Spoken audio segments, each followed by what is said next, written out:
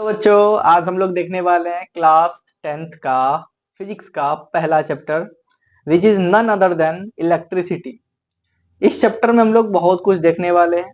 Current क्या होता है, चार्ज क्या होता है, एनर्जी क्या होता है, पावर क्या होता है, रेसिस्टेंस, रेसिस्टिविटी, बहुत कुछ। तो शुरू करते हैं ताकि इसे हम खत्म भी कर सके। ठीक है, तो सबसे पहला जो डेफिनेशन है, चैप्टर इन नाम ही है चैप्टर का इलेक्ट्रिसिटी। तो इलेक्ट्रिसिटी होता क्या, पहला जो क्वेश्चन बनना चाहिए कि व्हाट इज इलेक्ट्रिसिटी। तो है क्या, देख लेते हैं यहाँ पर। It is an important source of energy in the modern time. हमारा मॉडर्न टाइम में जो important source of energy, important क्यों बोल रहे हैं, एक तो ये सोर्स ऑफ एनर्जी है। इलेक्ट्रिसिटी क्या है, तो सोर्स ऑफ एनर्जी, बात खत्म। इसको इंपॉर्टेंट क्यों बोल रहे हैं, क्योंकि आजकल पूरा हम लोग का वर्ल्ड में, पूरा यूनिवर्स का बात कर ले तो कहीं भी कोई भी काम हो रहा है तो डेफिनेटली इलेक्ट्रिसिटी इन्वॉल्व है। जैसे कि अभी हम वीडियो रिकॉर्ड कर पा रहे हैं तो इसमें भी इलेक्ट्रिसिटी इन्वॉल्व है। कैसे इन्वॉल्व है, हम अपना फोन चार्ज कर रहे होंगे, ये माइक जो चल रहा है इसके अंदर भी इलेक्ट्रिसिटी है, बैटरी के द्वारा मिल रहा होगा। तो जो भी बात कर ले हम लोग, सब में इलेक्ट्रिसिटी है। बल्ब जल रहा है वो भी इलेक्ट्रिसिटी के द्वारा।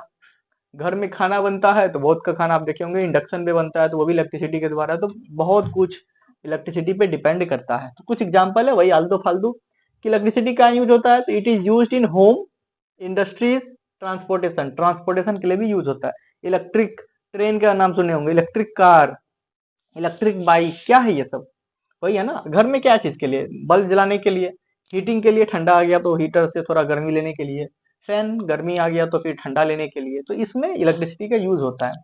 अब इलेक्ट्रिसिटी को समझने के लिए हमको चार्ज का समझना बहुत जरूरी है। क्या समझना जरूरी है, चार्ज। तो बिना टाइम वेस्ट किए चार्ज भी देख ही लेते हैं क्या होता है। तो चार्ज क्या है, तो पहली बात पहले डेफिनेशन देख लेते हैं, फिर अपना भाषा में हम समझाएंगे आपको क्या है। तो it is fundamental particles of matter that does not exist without mass and it is responsible for creation of electric and magnetic field। क्या बोलना चाह रहा है, चार्ज एक फंडामेंटल पार्टिकल्स है। फंडामेंटल पार्टिकल्स होने का क्या मतलब है, फंडामेंटल पार्टिकल्स होने का मतलब हर एक के पास होगा। कुछ भी हो दुनिया में, जो भी चीज है सबके पास चार्ज है। दुनिया में जो भी चीज है सबके पास चार्ज है। हम, मेरा ये शर्ट, ये मार्कर, ये बोर्ड, बोर्ड के ऊपर जो इंक है इस पे, ये जो भी दिख रहा होगा, जितना चीज दिख रहा होगा सब में चार्ज है। तो फंडामेंटल होने का क्या मतलब है कि हर एक जगह ये है, इसीलिए ये फंडामेंटल हो गया। ठीक है, तो it is a fundamental particles of matter. Matter क्यों बोले, क्योंकि दुनिया की हर एक चीज क्या जिससे बना हुआ है, मैटर, तो उसके अंदर ये होता है। अब ये क्या, it does not exist without a mass, मतलब कि जहां पर मास है वहां पर ये होगा, जहां पर मास है वहां पे ये होगा। आपको बेसिक बात पता है ना, मैटर का डेफिनेशन। मैटर क्या होता था, anything which occupy space and having mass, यानी कि जो भी चीज जगह को ऑक्युपाई करे और उसके पास वजन हो उसको मैटर बोलते थे। अब मैटर है तो वजन है, वजन है तो चार्ज है। मतलब जहां जहां पर वजन का बात आएगा वहां वहां पर चार्ज होगा। जिस जिस ऑब्जेक्ट में वजन है, जिसमें मास है, वहां पर चार्ज होगा। वही बात यहाँ लिखा हुआ है कि भैया चार्ज फंडामेंटल पार्टिकल है, पहली बात हर एक में मिलेगा। और ये हर एक वो जगह होगा जहां पर मास है। जहां पर मास नहीं है वो ऐसा तो बात ही नहीं करेंगे। मास तो हर एक के पास होता है, कुछ भी हो, नेग्लिजिबल मास ही क्यों ना हो, बट मास है। और अगर मास है मतलब चार्ज भी है, इसीलिए ये फंडामेंटल पार्टिकल्स है। उसके बाद क्या बोल रहा है, ये रिस्पॉन्सिबल होता है creation of electric and magnetic field. यानी कि आप सुने होंगे इलेक्ट्रिक फील्ड है यहाँ पर, या मैग्नेटिक फील्ड है। ये सब जो वर्ड है ना, ये सब कहाँ से आ रहा है, ये सब आ रहा है जस्ट बिकॉज चार्ज है। बिना चार्ज का ना तो इलेक्ट्रिक फील्ड पॉसिबल है, बिना चार्ज का ना तो मैग्नेटिक फील्ड पॉसिबल है। तो पूरा डेफिनेशन से तीन कंक्लूजन निकल के आता है। पहला कि ये फंडामेंटल पार्टिकल्स है, दूसरा ये बिना मास का एग्जिस्ट नहीं करेगा, अगर मास है तब ये चार्ज होगा, और तीसरा कि ये जो इलेक्ट्रिक फील्ड और मैग्नेटिक फील्ड होता है ये सब चार्ज के कारण होता है। तो आई होप चार्ज क्या समझ में आ गया होगा। उसके बाद चार्ज को रिप्रेजेंट किससे करते हैं, तो क्यू से करते हैं। किससे रिप्रेजेंट करते हैं, क्यू से। ये तो बेसिक बात है, क्या ही बोलना है इसमें। तीसरी बात, ये एक स्केलर क्वांटिटी है। कौन सा क्वांटिटी है, स्केलर। स्केलर क्वांटिटी मतलब आंख मूंद के हम लोग गिन सकते हैं। मान लीजिए उधर से 4 कूलम आया, इधर से 5 कूलम आया, इधर से 12 कूलम आया, सबको जोड़ देंगे, कितना हो गया, 12 4 16 5 21, 21 होता है ना, हाँ, तो 21 कूलम। तो स्केलर क्वांटिटी का यही मतलब हुआ, हमको सोचना ही नहीं है जोड़ने से पहले, डायरेक्ट जोड़ दो। ओके। उसके बाद हाँ, एक और बात, स्केलर क्वांटिटी में जोड़ने में कोई दिक्कत नहीं है, क्यों, क्योंकि डायरेक्शन का बात नहीं हो रहा। स्केलर मतलब जिसमें डायरेक्शन का बात नहीं हो, सिर्फ मैग्नीट्यूड का बात हो। अगर यहीं पर वेक्टर होता तो क्या करते, तब सोचना पड़ता कि ओहो किस डायरेक्शन से आ रहा है, तो जुड़ना चाहिए या नहीं जुड़ना चाहिए, तो डायरेक्शन का बात होता। बट ये स्केलर है तो डायरेक्शन का बात नहीं होगा। ऐसा यूनिट के देख लेते हैं इसका। तो ऐसा यूनिट जो है चार्ज का वो होता है कूलम। क्या होता है? कूलम। सी से रिप्रेजेंट करेंगे कूलम को। ओके, आगे चलते हैं हम लोग। तो चलिए देख लेते हैं टाइप ऑफ चार्ज को। बेसिकली दो टाइप का चार्ज होता है दुनिया में, दो टाइप का चार्ज एग्जिस्ट करता है। एक चार्ज को पॉजिटिव चार्ज बोलते हैं, दूसरे को नेगेटिव चार्ज बोलते हैं। पॉजिटिव यानी कि प्लस, नेगेटिव यानी कि माइनस। अब ये पॉजिटिव चार्ज क्या होता है भैया? आप एटम का नाम सुने? हाँ सुने। क्या होता है एटम? Smallest unit. ये जो हमारा मैटर होता है, मैटर का स्मॉलेस्ट यूनिट क्या होता है? एटम होता है। एटम के अंदर 3 सब एटॉमिक पार्टिकल्स होते हैं। एटम के अंदर क्या होता है? 3 सब एटॉमिक पार्टिकल्स। एक को इलेक्ट्रॉन बोलते हैं, दूसरे को प्रोटॉन बोलते हैं, तीसरे को न्यूट्रॉन बोलते हैं। इलेक्ट्रॉन जिसके पास पॉजिटिव चार्ज है, सॉरी, इलेक्ट्रॉन जिसके पास नेगेटिव चार्ज है, प्रोटॉन जिसके पास पॉजिटिव चार्ज है, न्यूट्रॉन जिसके पास कोई चार्ज ही नहीं है। तो वो जो पॉजिटिव चार्ज था वो किसका है? प्रोटॉन का। यानी कि सिंपली बोले तो जो चार्ज प्रोटॉन का है उसी को पॉजिटिव चार्ज बोलेंगे, बात खत्म। और नेगेटिव चार्ज का बात कर ले, जो चार्ज इलेक्ट्रॉन का है उसी को हम लोग क्या बोलेंगे? Negative charge. एक प्रोटॉन चार्ज का क्या वैल्यू है? एक प्रोटॉन का बात कर ले तो एक प्रोटॉन का कितना चार्ज होता है? 1.6 इंटू 10⁻⁻19 कूलम। यानी कि एक प्रोटॉन के पास इतना चार्ज है। एक प्रोटॉन के पास कितना चार्ज है? Plus 1.6 into 10⁻⁻19 coulomb. वहीं पर एक इलेक्ट्रॉन का चार्ज देख ले तो वो कितना? -1.6 इंटू 10⁻⁻19 कूलम। अब बोलेगा सेम ही चीज तो है। अभी भी आपको ये सेम चीज लग रहा है तो इसका मतलब आप 9th में नहीं है। ध्यान से देखिए, यहाँ पर प्लस है, यहाँ पर क्या? माइनस।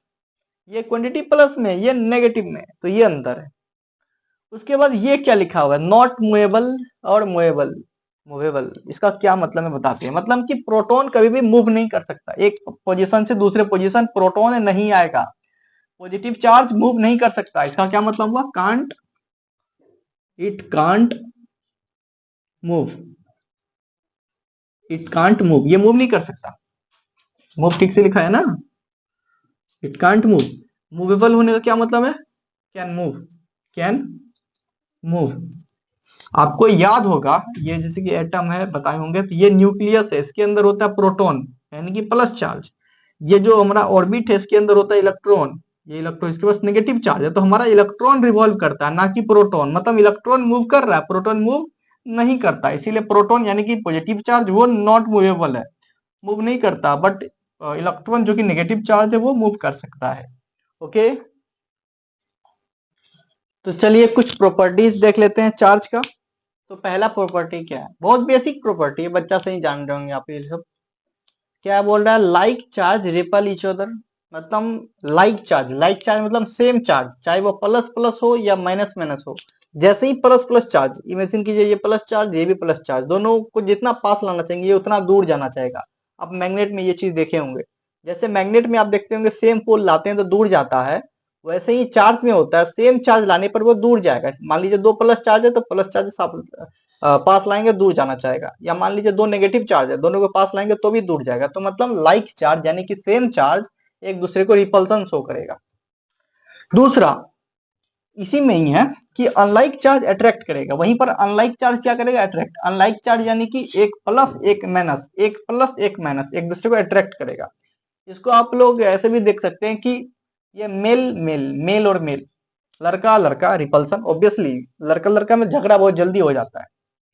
वहीं लड़की लड़की, लड़की लड़की में भी झगड़ा आराम से हो जाता है, बहुत जल्दी हो जाता है, थोड़ा बहुत बात पे ही झगड़ा हो जाता है। बट वहीं पर लड़का लड़की का बात कर ले तो थोड़ा बहुत बात को लोग कोऑपरेट भी कर लेता है।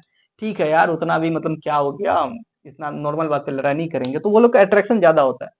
आई होप आप समझ चुके होंगे। लड़का लड़का में जल्दी झगड़ा हो जाएगा, लड़की लड़की में भी थोड़ा बहुत बात पे, नॉर्मल बात पे भी झगड़ा हो गया बस। लेकिन लड़का लड़की में थोड़ा बहुत कोऑपरेट हो जाता है, उतना झगड़ा नहीं करता, थोड़ा अट्रैक्शन बॉन्ड ज्यादा होता है उसमें। ओके, फिर देख लेते हैं नेक्स्ट प्रॉपर्टी। फिर देख लेते हैं हम लोग नेक्स्ट प्रॉपर्टी। नेक्स्ट प्रॉपर्टी क्या बोलना चाह रहा है? Charge residue on the surface of the conductor. इसका क्या मतलब है? इसका सिंपल मतलब है कि चार्ज जो है ना किसी भी कंडक्टर पे, इमेजिन कर लीजिए ये कंडक्टर है, तो किसी भी कंडक्टर के सरफेस पे चार्ज होगा, ना कि उसके बल्क के अंदर। किसी भी कंडक्टर के सरफेस पे चार्ज होगा, ना कि उसके बल्क के अंदर। बल्क के अंदर का मतलब, अगर हम इसको खोल दे, इसके अंदर कुछ है ना, मटेरियल है ना, इसके अंदर का क्या है दिखा दे क्या? एक बार खोल देते हैं, क्या हो जाएगा? कुछ नहीं होगा। तो मतलब इसका सरफेस पे, सिंपल बात है, चार्ज सरफेस पे होता है ना कि बल्क में होता है। निकल जा भाई। हाँ, देख लीजिए ये चीज, ये जो चीज है आप देख सकते हैं, ये जो है इसमें इंक होता पता होगा मार्कर का, ये इसके अंदर है। इसके अंदर होने का मतलब बल्क में है। अंदर होने का मतलब क्या, बल्क में है।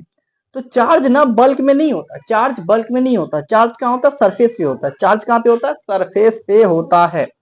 वही हम बताना चाह रहे थे, चार्ज कहाँ पे होगा, सरफेस पे होगा, ना कि बल्क में होगा। ये दिख रहा होगा सरफेस पे कैसे हम चार्ज को रिप्रेजेंट किए, तो चार्ज कहाँ पे होगा, सरफेस में होगा, तो ये सही है।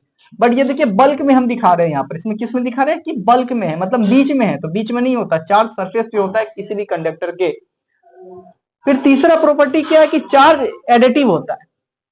चार्ज क्या होता है, एडिटिव होता है। चार्ज एडिटिव होता है, इसका क्या मतलब हुआ कि इसको हम इजिली ऐड कर सकते हैं। इजिली ऐड करने का मतलब, मान लीजिए उधर से 2 कूलम चार्ज आया, इधर से 4 कूलम चार्ज आया, इधर से 6 कूलम चार्ज आ गया, इधर से 10 कूलम चार्ज आ गया। हम सभी को आराम से जोड़ देंगे। कितना हो जाएगा, 6 कूलम, कितना हो गया 16। ये दोनों को भी आपस में जोड़ देंगे तो कितना हो जाएगा, 22 कूलम हो गया।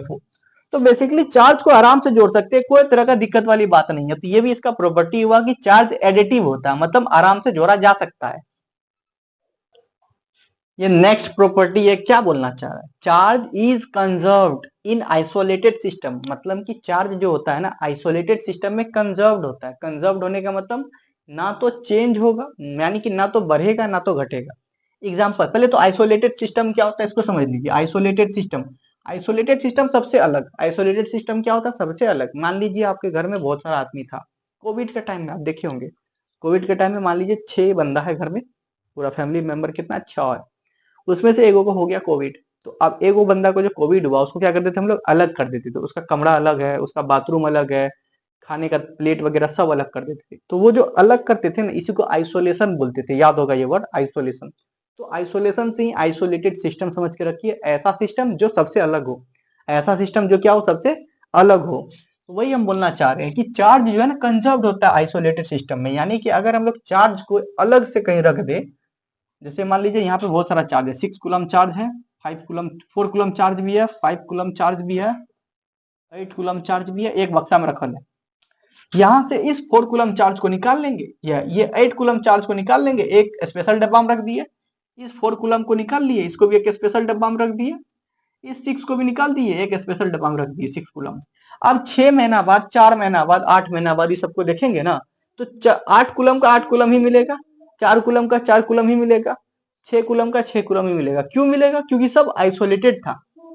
क्यों मिलेगा, क्योंकि सब आइसोलेटेड था, मतलब अलग अलग किया हुआ। यहाँ पर देखिए एक के बॉक्स में था, यहाँ पर अलग अलग किए हैं। तो वही बात बताना चाह रहा था कि चार्ज कंजर्व्ड होता है, लेकिन कब, आइसोलेटेड सिस्टम में। नॉर्मली एक साथ रखेंगे तब आइसोलेटेड सिस्टम नहीं रहेगा। आइसोलेटेड मतलब अलग अलग कर देंगे। अगर अलग अलग किए तो भैया वो जो है वही रहेगा, कंजर्व्ड रहेगा, मतलब चेंज नहीं होगा। सिंपल क्या लिख देंगे, it will, it will remain, remain constant, constant in isolated system. Rated system मतलब आइसोलेटेड सिस्टम में वो कांस्टेंट रहेगा, जो था वही का वही रहेगा, कुछ नया नहीं हो जाएगा। नेक्स्ट प्रॉपर्टी देख लेते हैं चार्ज का, बहुत बेसिक प्रॉपर्टी सब है, इसीलिए कोई दिक्कत वाली बात नहीं है। क्या लिखा हुआ है, चार्ज इज क्वेंटाइज्ड। क्वेंटाइज्ड होने का क्या मतलब है, क्वेंटाइज्ड होने का मतलब है कि चार्ज जो है ना फिक्स अमाउंट में अवेलेबल है। क्या मतलब हुआ, अवेलेबल इन फिक्स अमाउंट। इसका क्या मीनिंग हुआ, इसका मीनिंग ये हुआ कि चार्ज इंटीजरल फॉर्म में अवेलेबल हो सकता है। किस फॉर्म में अवेलेबल हो सकता है, इंटीजरल। आपको 1 कूलम दिख सकता है चार्ज, 2 दिख सकता है, 3 4 5 6 7 8 9 10, कुछ भी नेगेटिव में भी दिख सकता है, -6 -8 -4 -3 -2।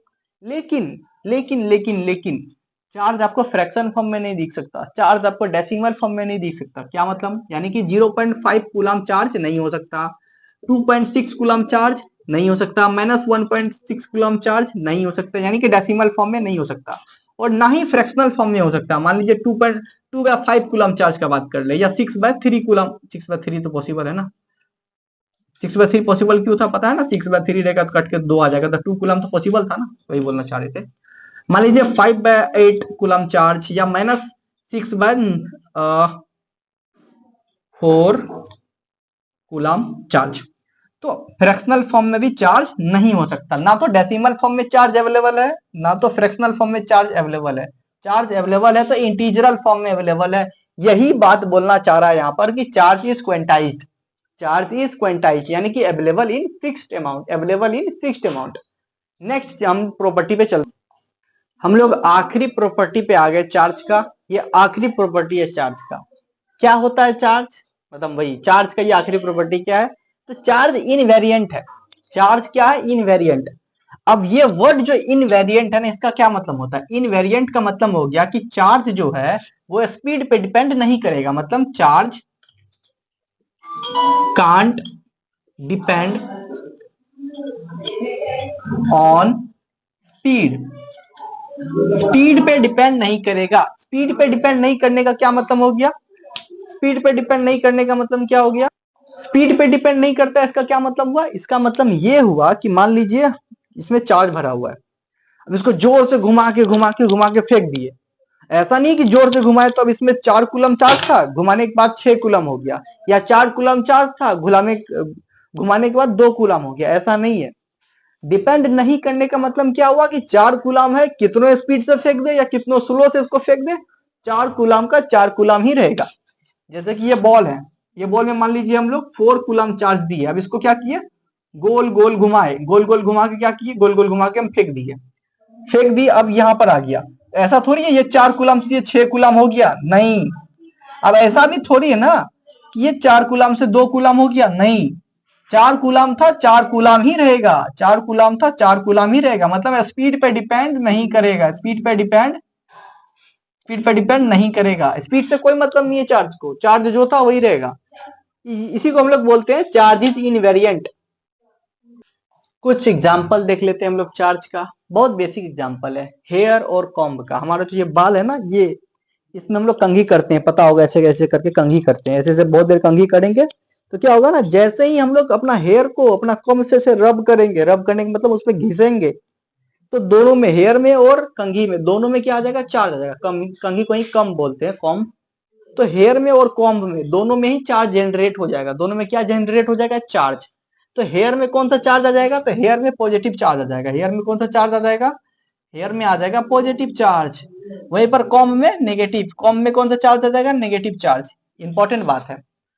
फिर बात कर ले रबर का और वुलन क्लॉथ का। तो रबर को जैसे ही वुलन क्लॉथ से रबड़ेंगे, ऐसे मान लीजिए ये रबर है, ये वुलन क्लॉथ है, इसको ऐसे ऐसे रब करेंगे ना, ऐसे ऐसे करके, चिराग नहीं है घिसे तो निकल गया जीन, वो वाला बात नहीं है, ऐसे ऐसे रब करेंगे ना, तो इसमें भी चार्ज हो जाएगा, इसमें भी चार्ज हो जाएगा। तो किसमें कौन चार्ज होगा वो दिखा देते हैं। तो ये वुलन क्लॉथ में पॉजिटिव चार्ज, वुलन क्लॉथ में कौन सा चार्ज आएगा, पॉजिटिव चार्ज आ जाएगा।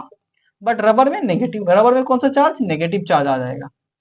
फिर ग्लास और सिल्क, ग्लास, ग्लास समझते हैं ना, वो शीशा का जो होता है, उसी की बात कर लेते हैं। ग्लास रड ले लीजिए, आप क्या ले लीजिए, आप ले लीजिए ग्लास रड, ये मान लीजिए ग्लास रड है, इसके ऊपर सिल्क का कपड़ा ऐसे ऐसे रब कीजिए, सिल्क का कपड़ा क्या कीजिए, रब कीजिए, रब करने के मतलब ऊपर नीचे ऐसे ऐसे थोड़ा कर दीजिए। उसके बाद दोनों में चार्ज जनरेट हो जाएगा, दोनों में क्या जनरेट हो जाएगा, चार्ज।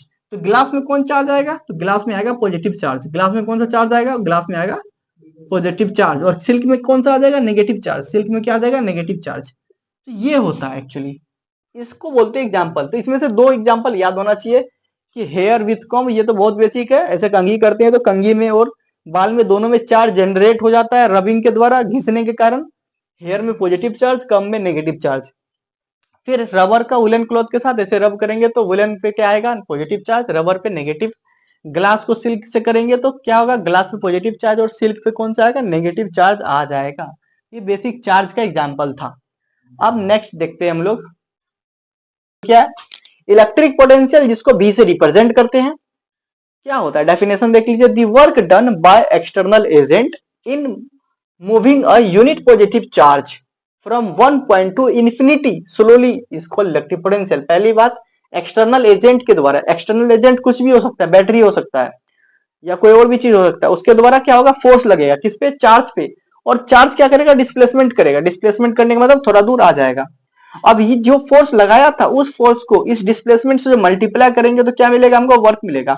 अब इस वर्क को उसी चार्ज से डिवाइड कर दे, कौन चार्ज से, जिसपे फोर्स लग रहा था, उसी चार्ज से इस वर्क को डिवाइड कर दे तो हमको इलेक्ट्रिक पोटेंशियल मिलेगा।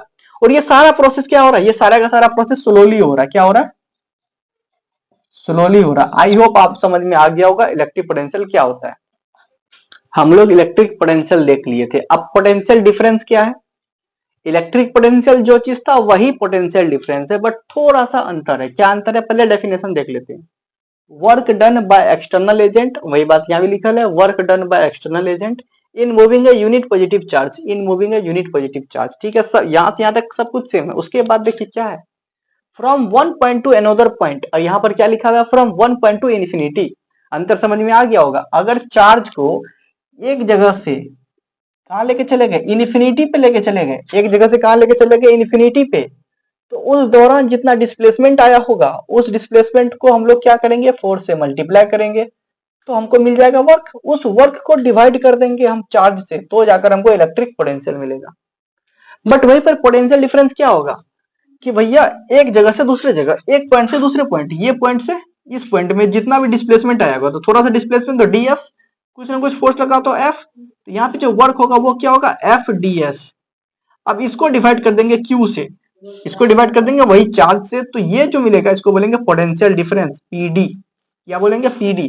अंतर इतना है, इलेक्ट्रिक पोटेंशियल में एक जगह से इन्फिनिटी तक जाता है, एक जगह से इन्फिनिटी तक का बात कर रहे हैं हम लोग कि एक जगह था उसको इन्फिनिटी तक पहुंचा दिए, तो उसमें जितना फोर्स लगा होगा और जितना डिस्प्लेसमेंट किया होगा, जितना फोर्स लगा होगा और जितना डिस्प्लेसमेंट किया होगा, डिस्प्लेसमेंट को ऐसे रिप्रेजेंट करते हैं, वहां से हम लोग क्या निकाल लेंगे, वर्क, यानी कि F into S equal to work, उसको उस चार्ज से मल्टीप्लाई डिवाइड कर देंगे, तो हमको मिल जाएगा क्या चीज, इलेक्ट्रिक पोटेंशियल ईपी। तो क्या मिल जाएगा हम लोग को, ईपी।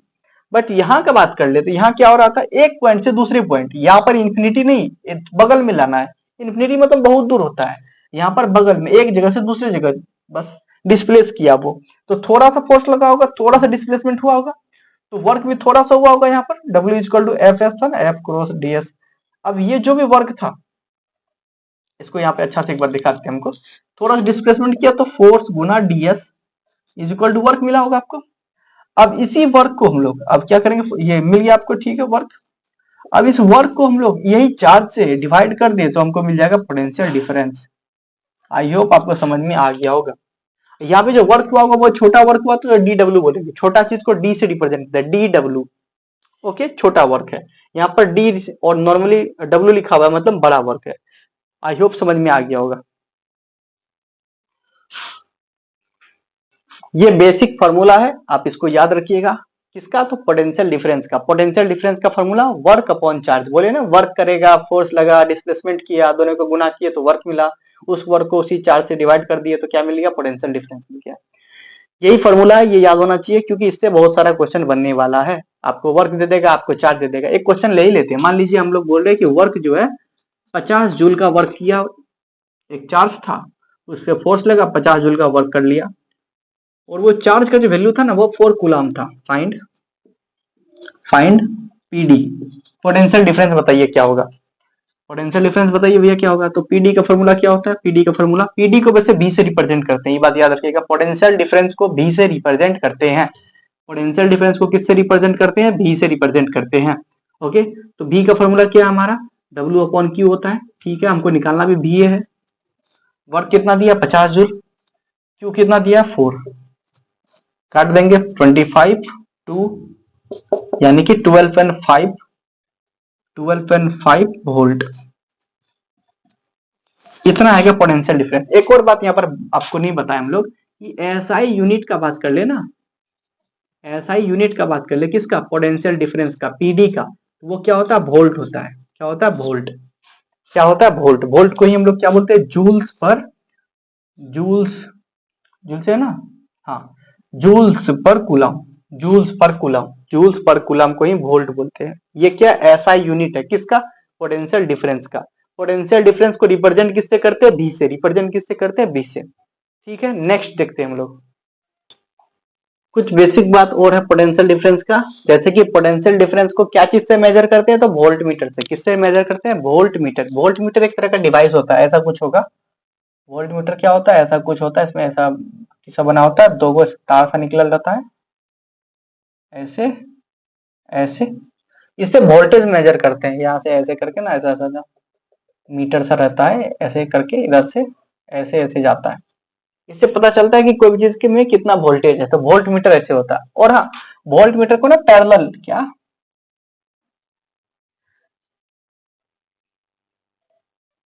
पैरेलल कनेक्ट करते हैं। किसमें? सर्किट में। सर्किट क्या होता है बताएंगे अभी, डोंट वरी, बट इसको क्या करते हैं, किसी भी सर्किट में पैरेलली कनेक्ट करते हैं, सीरीज में कनेक्ट नहीं करते। क्यों करते हैं ऐसा, ऐसा क्यों करते हैं, क्यों? क्योंकि इसका रेसिस्टेंस ना बहुत हाई होता है। रेसिस्टेंस क्या वो भी समझाएंगे, डोंट वरी, बट अभी याद कर लीजिए कि सीरीज में कनेक्ट करते हैं, रेसिस्टेंस हाई होता है, हाई रेसिस्टेंस, हाई रेसिस्टेंस होता है, हाई रेसिस्टेंस होता है तो पैरेलल में कनेक्ट करते हैं। माइंड में आ रहा होगा कि सीरीज में क्यों नहीं कर सकते, सीरीज में अगर करेंगे ना तो वो जो सर्किट है वो कोलैप्स कर जाएगा, मतलब उसमें कोई भी चीज काम ही नहीं करेगा, इसीलिए पैरेलल करना पड़ता है ताकि रेसिस्टेंस हाई है तो ज्यादा फर्क ना पड़े। दूसरी बात, potential difference scalar quantity. Scalar quantity मतलब इसमें सिर्फ मैग्नीट्यूड का बात होगा, डायरेक्शन का कोई झोला नहीं है, बेसिक बात है। डेफिनेशन देख लेते हैं, 1 वोल्ट का क्या डेफिनेशन होता है, 1 वोल्ट क्या होता है एक्चुअली, तो क्या देख लेते हैं, the potential difference of 2 point is said to be 1 volt if 1 joules of work is done in moving 1 coulomb charge from 1 point to another point. मतलब कि मान लीजिए ये चार्ज है, कितना का, 1 कूलम का चार्ज है, इस पे हम लोग फोर्स वोर्स क्या, सीधी सी बात है, ये चार्ज यहां से आके यहां पे आया, तो यहां से यहां तक आने में जो इसको वर्क लगा वो 1 जूल्स का वर्क लगा। ओके, कितना का वर्क लगा इसको, 1 जूल का वर्क लगा। तो सिंपल सी बात है, ये पॉइंट ए था, ये पॉइंट बी था, पॉइंट ए से पॉइंट बी तक आने में 1 कूलम चार्ज को पॉइंट ए से पॉइंट बी तक आने में 1 जूल वर्क करना पड़ा, और इसके कारण जो पोटेंशियल बना होगा उसको हम लोग क्या बोलेंगे, 1 वोल्ट। समझ में आया, सिंपल सी बात है। एक जगह से दूसरे जगह आने में 1 कूलम को, याद रहे, 1 कूलम चार्ज को एक जगह से दूसरे जगह आने में अगर 1 जूल वर्क खर्च करना पड़ रहा है, इसका मतलब उसका जो पोटेंशियल डिफरेंस है वो कितना है, 1 है। जैसे कि V इक्वल टू क्या हो जाता था, V इक्वल टू क्या होता है, जल्दी बोलिए, W/Q। वर्क कितना कर रहा है, 1 जूल्स। चार्ज कितना है, चार्ज कितना है मेरा, 1 कूलम, तो वोल्ट कितना आ जाएगा, 1 से 1 हो जाएगा ना, 1 joules per coulomb. Joules per coulomb को ही तो हम लोग वोल्ट बोलते हैं, याद होगा ना। तो 1 वोल्ट समझ में आया क्या होगा, 1 वोल्ट, 1 कूलम चार्ज को एक पोजीशन से दूसरे पोजीशन आने में अगर 1 जूल्स वर्क करना पड़े तो उसे बोलेंगे 1 वोल्ट पोटेंशियल डिफरेंस। चलिए देख लेते हैं हम लोग इलेक्ट्रिक करंट क्या होता है। इलेक्ट्रिक करंट को आई से रिप्रेजेंट करते हैं, कैपिटल आई से रिप्रेजेंट करते हैं, ठीक है। ये है क्या actually, it is the flow of charge in a conductor with respect to time. किसी भी कंडक्टर में फ्लो ऑफ चार्ज जो होता है ना टाइम के रिस्पेक्ट में, उसी को करंट बोल रहे हैं। एक यहाँ पर समझने की कोशिश करते हैं, कोई भी कंडक्टर होता है ना, आपको पता है कि चार्ज हर एक चीज में, दुनिया का हर एक ऑब्जेक्ट में चार्ज है, दुनिया का हर एक ऑब्जेक्ट में क्या है, चार्ज है। तो चार्ज है तो चार्ज यहाँ पर मान लीजिए ऐसे ऐसे करके चार्ज है, सरफेस पे भी है चार्ज, यहाँ पर है। ओके, वैसे नेगेटिव चार्ज दिखाते ना ज्यादा सही रहता, बट कोई नहीं, चार्ज है, सिंपल सी बात है, चार्ज है। जब तक इसमें हम लोग पोटेंशियल डिफरेंस क्रिएट नहीं किए, जब तक इसमें हम क्या नहीं दिए, पोटेंशियल डिफरेंस नहीं दिए, चार्ज का मूवमेंट नहीं हो रहा है, चार्ज का मूवमेंट नहीं हो रहा है। जब चार्ज का मूवमेंट नहीं होगा तो करंट नहीं आएगा। जैसे ही हम लोग क्या किए, इसको पोटेंशियल डिफरेंस किए, क्या दे दिए, पोटेंशियल डिफरेंस दे दिए, तो क्या हो जाएगा, जितना भी हमारा चार्ज है ना वो सब एक डायरेक्शन में मूव करने लगेगा। क्या करने लगेगा, एक डायरेक्शन में मूव करने लगेगा। बेसिकली ये मूवमेंट कर रहा है, ऐसा बात नहीं मूवमेंट नहीं कर रहा, मूवमेंट सब का सब मूवमेंट कर रहा है, लेकिन कोई किधरों भाग रहा है, कोई किधरों भाग रहा है, कोई किधरों, ये इधर भाग रहा है, वो उधर भाग रहा है, ये नीचे आ रहा है, ये ऊपर जा रहा है, कोई किधरों, मतलब फिक्स डायरेक्शन नहीं है मूवमेंट का, जिगजैग मोशन कर रहा है, कोई कहीं पर, कोई कहीं पर, कोई कहीं पर। जैसे ही पोटेंशियल डिफरेंस देंगे सबको एक मकसद मिल जाता है कि भैया हमको सीधा जाना है। तो वो जो एक स्ट्रेट फ्लो होता है ना करंट का, चार्ज का, उसी को हम लोग करंट बोलते हैं। यहाँ पर क्या हो रहा था, पोटेंशियल डिफरेंस नहीं दिए थे तो सब क्या हो रहा था, जिगजैग मूवमेंट कर रहा था। क्या कर रहा था, charge zigzag movement, charge zigzag zigzag movement कर रहा था चार्ज। बट जैसे ही इसमें हम लोग क्या अप्लाई किए, पोटेंशियल डिफरेंस जैसे ही इसमें अप्लाई किए, अब क्या हो गया, स्ट्रेट लाइन में फ्लो करने लगा। क्या हुआ, straight line flow of charge. Straight line में फ्लो करने लगा, और जैसे ही स्ट्रेट लाइन में फ्लो किया चार्ज, यहाँ पर क्या जनरेट हो गया, यहाँ पर जनरेट हो गया करंट, यहाँ पर क्या जनरेट हो गया, यहाँ पर जनरेट हो गया करंट, यहाँ क्या जनरेट हो गया करंट। सिंपल सी बात है, जिगजैग मोशन करता है, हर एक ऑब्जेक्ट में क्या हमारा चार्ज है, और हर एक ऑब्जेक्ट में चार्ज कैसा मोशन करता है, जिगजैग मूवमेंट करता है। जैसे ही उस ऑब्जेक्ट में पोटेंशियल डिफरेंस हम सटाते हैं, यानी कि बैटरी में जैसे ही लगाते हैं, पोटेंशियल डिफरेंस कहां से मिलेगा, बैटरी से मिलेगा। जैसे ही बैटरी से पोटेंशियल डिफरेंस देते हैं, सारा का सारा चार्ज एक लाइन में मूव करने लगता है, एक लाइन में मूव करने लगता है, स्ट्रेट लाइन फ्लो दिखाने लगता है। और ये जो स्ट्रेट लाइन फ्लो है ना चार्ज का, यही तो करंट है, यही तो करंट है, बात खत्म। अब ये जो भी चीज हो रहा है वो किसके रिस्पेक्ट में हो रहा है, तो टाइम के, टाइम तो लग रहा होगा ना, तो बस वही बात हो गया कि flow of charge, straight line flow of charge with respect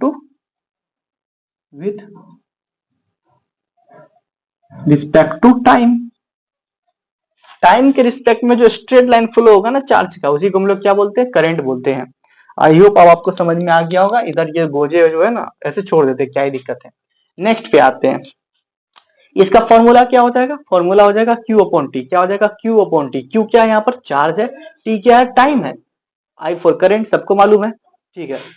ये स्केलर क्वांटिटी है, ये क्या होता है, scalar quantity. This is scalar, मतलब कि इसमें कोई झोल झक्कड़ नहीं है कि किस डायरेक्शन से आ रहा है, किधर से नहीं आ रहा है, डायरेक्ट आया तो जोड़ दो। This is scalar quantity, okay. इसका जो ऐसा यूनिट होता है ना वो एम्पेयर होता है। क्या होता है, एम्पेयर, जिसको ए से रिप्रेजेंट करते हैं। ये एम्पेयर एक्चुअली क्या आपको पता है, एम्पेयर आपको कूलम पर सेकेंड होता है। ये क्या होता है, कूलम पर सेकेंड। ये क्या होता है, कूलम, कूलम पर सेकेंड को हम लोग क्या बोलते हैं, ये 5 नहीं, ये सेकेंड लिखा हुआ है, एस। कूलम पर सेकेंड को हम लोग एम्पेयर बोलते हैं, वो इसका ऐसा यूनिट है करंट का, ओके। अब इसको मेजर क्या जिससे करते हैं, इसको मेजर करते हैं आममीटर से। किससे, आममीटर। तो आममीटर को कनेक्ट किसे करेंगे, सीरीज में जो आम सॉरी किसी भी सर्किट में आममीटर को कैसे कनेक्ट करते हैं, सीरीज में या पैरेलल में, सीरीज में। किसमें, सीरीज में, series connection, connection in circuit. Ammeter को क्या करते हैं, सीरीज में कनेक्शन करते हैं सर्किट का। क्यों करते हैं भैया, जस्ट बिकॉज क्यों करते हैं, क्योंकि इसके पास लो रेसिस्टेंस होता है, लो रेसिस्टेंस होता है, इसके कारण सीरीज में करते हैं। अब यहाँ पर एक क्वेश्चन आना चाहिए कि सीरीज में ही क्यों करते हैं, पैरेलल क्यों नहीं करते। पैरेलल इसीलिए नहीं करते क्योंकि रेसिस्टेंस है इसका लो, रेसिस्टेंस लो है, तो जैसे ही पैरेलल में कनेक्शन करेंगे आममीटर ही उड़ जाएगा, आममीटर ही उड़ जाएगा, ब्लास्ट, खत्म, उड़ गया, जल गया, ये हो जाएगा। इसीलिए इसको क्या करते हैं, सीरीज में कनेक्ट करते हैं, क्योंकि इसका रेसिस्टेंस होता है हमारा लो।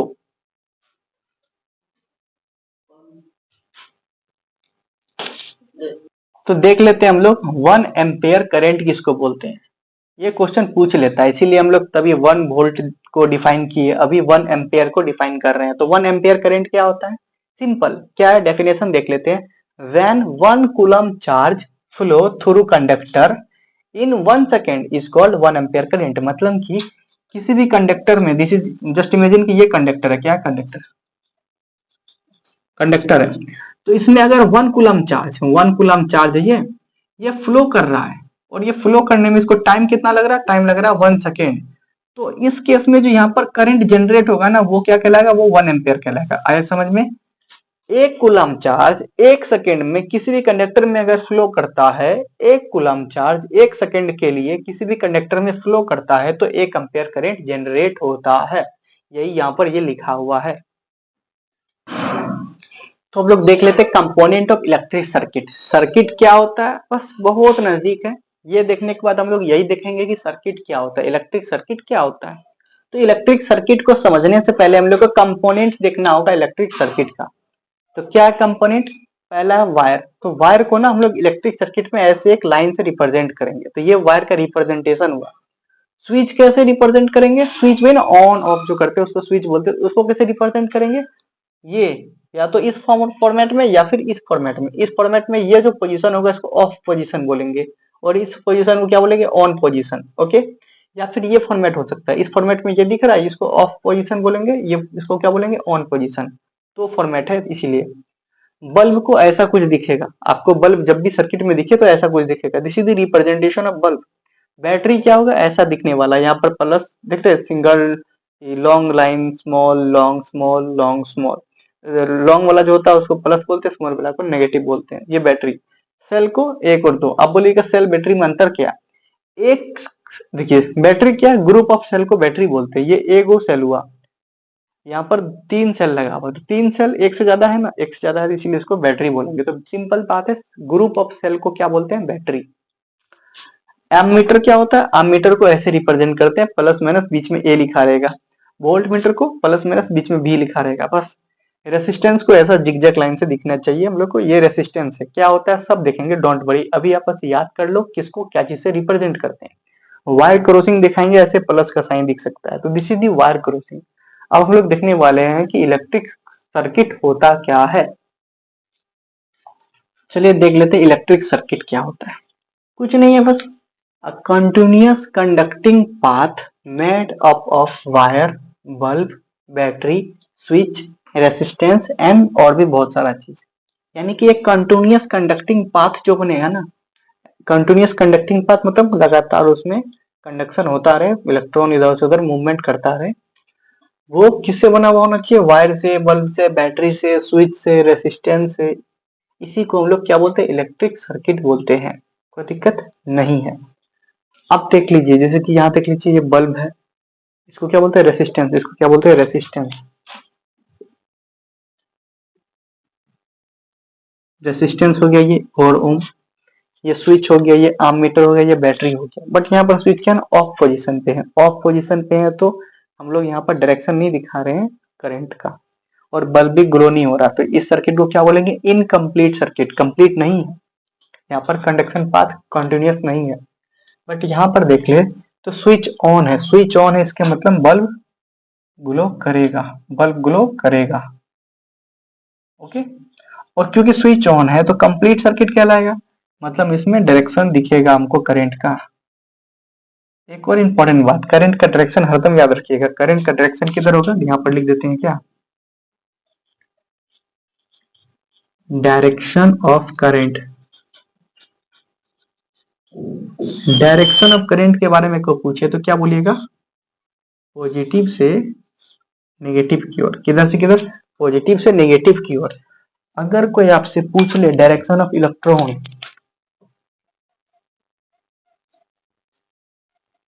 डायरेक्शन ऑफ कोई इलेक्ट्रॉन पूछ ले तो क्या पूछे? डायरेक्शन ऑफ करंट पूछेगा तो पॉजिटिव से नेगेटिव। डायरेक्शन ऑफ इलेक्ट्रॉन पूछेगा तो क्या कीजिएगा बताइए? तो आपको बोलना होगा नेगेटिव से पॉजिटिव। ये इंपॉर्टेंट है। करंट का डायरेक्शन पॉजिटिव से नेगेटिव होता है, वहीं पर इलेक्ट्रॉन का डायरेक्शन नेगेटिव से पॉजिटिव। मतलब अगर देखिए पॉजिटिव है ना, पॉजिटिव से ये देखिए नेगेटिव की ओर आ रहा है, पॉजिटिव से नेगेटिव, ये किसका डायरेक्शन हो गया? Direction of current. But direction of electron का बात कर ले तो वो इसका अपोजिट जा रहा होगा। डायरेक्शन ऑफ इलेक्ट्रॉन इसका अपोजिट जा रहा होगा, दिख रहा आपको? ये क्या है? ये डायरेक्शन ऑफ, सीधा डायरेक्शन फ्रैक्शन लिखने से अच्छा डायरेक्ट इलेक्ट्रॉन यहाँ पर बना देते हैं।